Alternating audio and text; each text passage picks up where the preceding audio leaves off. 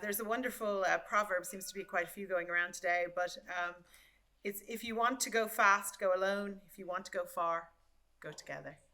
So it has been my privilege to go together with Toni Pyke, an amazing woman, many of you in the room know. And thank you also to Ger for Amri and the leadership there and the support of this issue. Toni Pyke, PhD, is the Justice, Peace and Ecology Coordinator with the Association of Leaders of Missionary and Religious Life of Ireland, most commonly known as Amri.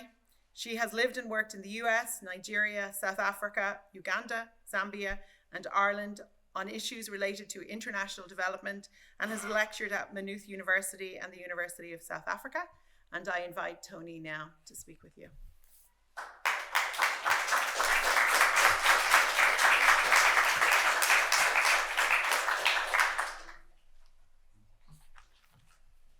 Good morning, everyone.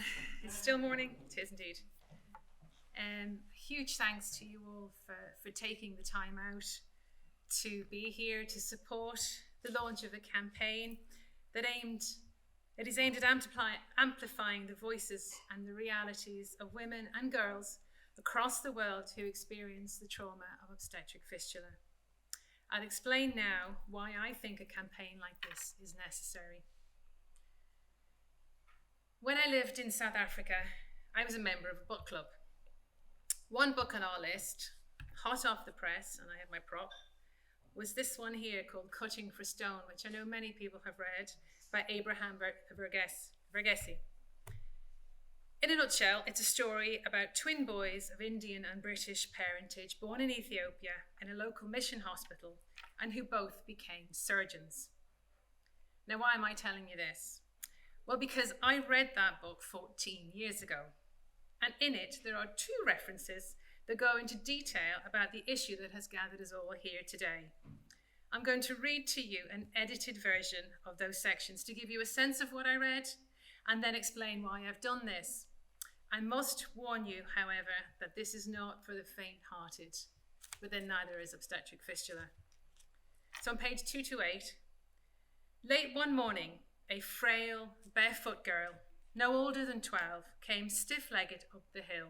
Prematurely stooped like an old woman, she leaned heavily on the giant of her father.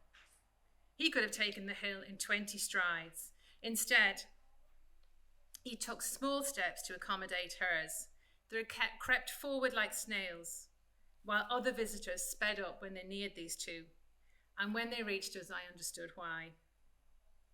An unspeakable scent of decay, putrefaction, and something else for which the words remained to be invented reached our nostrils. I saw no point in holding my breath or pinching my nose, because the foulness invaded instantly, colouring our insides like a drop of India ink in a cup of water. And worse than the odour was to see in her face the knowledge of how it repulsed and revolted others.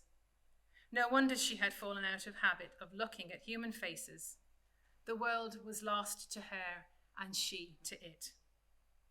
Now that excerpt gives you a sensory expression of the wider experience of and stigma of obstetric fistula.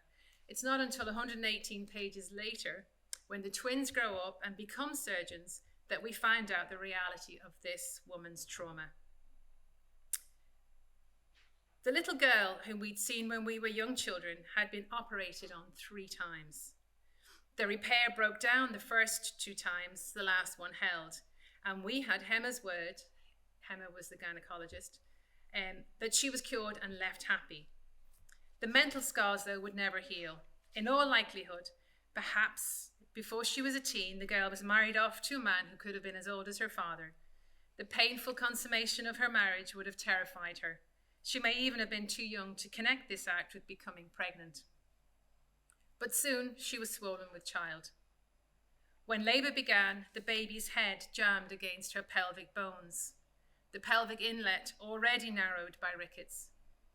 In a developed country or a big city, she might have had a caesarean section as soon as her contractions had started, but in a remote village without the help of anyone but her mother-in-law, she would suffer for days, her uterus trying to do the impossible, but succeeding only in ramming the baby's head against the bladder and the cervix, crushing those tissues against the unyielding bony pelvis. The baby soon died inside the womb, and the mother's death would follow shortly, most often due to a ruptured uterus, infection, or septicemia. It was the rare family who managed to transport the mother to a health centre, and there the lifeless fetus could be removed. During her convalescence from that dreadful labour, the dead and gangrenous tissues inside her birth passage eventually sloughed off, leaving her with a jagged hole between bladder and vagina, the bladder now constantly leaking down her legs. She was never dry, her clothes were always soaked, and she dribbled all day. The bladder and its urine quickly became infected and foul-smelling, and this must have been where her husband cast her off. And just a note here also that the book talks about obstetric fistula between bladder, yet a fistula can also occur between a woman's birth canal and her rectum, or both, resulting in the unrelentless leaking of feces. So now, I read this book 14 years ago, and we discussed it at the book club. Yet, when I was recently asked whether obstetric fistula was what was described in the book, I only remembered about one of the characters' experience as female circumcision. I had no recollection about one of the main characters' specialization as a fistula repair surgeon. It even went into detail about the inventions of the Sims vaginal speculum by James Marion Sims in the 1800s. The main character was even named after him. But this wasn't the first time I had come across obstetric fistula. I was well aware of the work of the medical missionaries of Mary and the pioneering surgery of Sister Dr. Anne Ward when I lived in Nigeria, and also Sister Dr. Maura Lynch when I lived in Uganda. I knew about fistula repair camps when I lived in Zambia, and when surgeons would come and visit from overseas to carry out repairs. So why has it taken me almost 3 decades for the reality of the trauma of the experience of obstetric fistula to sink in? Well, I think firstly, it's because of the nature of the injury. Perhaps this reality is too brutal to digest, and there is never an easy way to describe what obstetric fistula is without the need for some graphic description. And perhaps also because I'm a social scientist and this is a medical issue, so there's really very little I can do. The injury concerns cultural, socioeconomic, and political spheres. Most of the women are poor, live in rural areas, have little or no access to appropriate maternal health care, live within the confines of patriarchal societies, where, as young women without social standing, they have limited capacity to negotiate their existence. They are dependent on their family and their elders and the traditional structures that dictate their reality. They are in many ways unseen and unheard, so really out of our daily radar. It wasn't until I understood that the experience of obstetric fistula is a human rights issue and an issue of human dignity, and that women can only be fully cured when it's understood to be an interconnecting issue.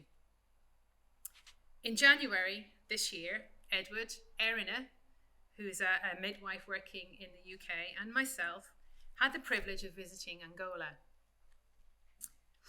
And some of the scenes that you're seeing here are from that visit. We were in contact with a local organisation called Vitoka, which means rise up in Mbundu, one of the local languages. And during our visit, Vitoka were organising a fistula campaign where doctors from around the country experienced in fistula repair surgery undertake as many surgeries as possible over a 5-day period. During this campaign, 99 women were registered for surgery. Some of these women had re-registered for surgeries that were previously unsuccessful. We met one woman there who was there for her 10th surgery. Working around the clock, the doctors and nurses were able to conduct 87 repair surgery, so that left 12 very disappointed women. Some of the surgeries were too complex to be carried out during the camp and were referred for a visiting surgeon, Dr. Michael Breen, who's currently based in Madagascar, who would come to the next campaign. Vitoka tried to organise about 4 of these campaigns each year, which is a mammoth task when you have an estimated 20,000 women living with fistula throughout Angola and some 1,500 cases every year. The average number of years that each woman would live with an obstetric fistula is 12.2 years. We visited mission hospitals who throughout the country support maternal care, offer obstetric fistula repair, and train future surgeons. In Angola, those completing medical school have had very little, if any, clinical experience during their studies. Many nurses qualify with just a high school diploma, and most birth deliveries in rural areas are carried out by aunties, mother-in-laws, or traditional birth attendants. But there are few hospitals, and most of those are far from village life anyway. They are mostly unaffordable and some untrustworthy. There is a cost to each hospital or clinic to perform a caesarean section and then the aftercare. However, this is still cheaper than performing an obstetric fistula repair, where the going rate at the moment is around $600 per surgery. So prevention really is better than the cure. Erin and I also experienced the trauma of a fistula repair surgery in the operating room, and as luck would not have it, it was a difficult repair surgery, which lasted nearly 2 hours. And during that time in the OR, all I could think about was what pain relief they would give the woman once the local anaesthetic wore off. I knew it was going to hurt, and I promised myself that I would try to ensure that young women like her did not need to suffer this way. So I'm going to end now, you'll be very happy to hear, bringing you back to the lady in the video who informs us that she lived with fistula for 50 years.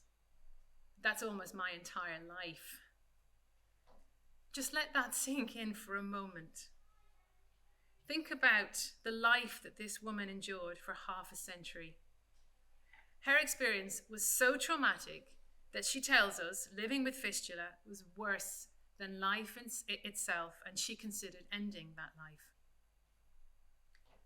So here we are today, needing to amplify the voices of the women we met, those we may never meet, who have suffered and do not need to suffer the trauma and indignity of living with obstetric fistula. The injury is preventable. Thank you for listening.